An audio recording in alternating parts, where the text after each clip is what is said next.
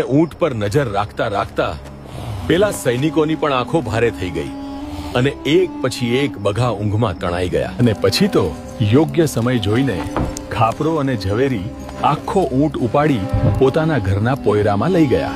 ને બીજા દિવસે જ્યારે રાજાને આ વાતની ખબર પડી ત્યારે તેને સમજાઈ ગયું કે હવે આ બંને ચોર પકડાશે નહીં. અને પછી રાજાએ ઢંઢેરો પીટાવ્યો. ખાપરા અને ઝવેરીને જાણ થાય કે તેમની બમથી ચોરીઓ હું માફ કરું છું અને મેં તમને આજ દિન સુધી જોયા પણ નથી લા. તેથી મારા મહેલમાં આવો, હું તમને ઇનામ આપું છું.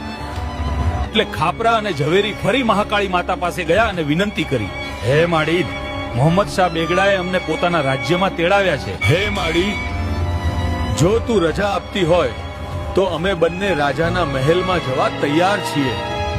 કારણ કે આ રાજા તો બહુ માથા ભારે છે. ક્યાંક મહેલમાં બોલાવીને અને ફાંસીએ લટકાવી દેતો.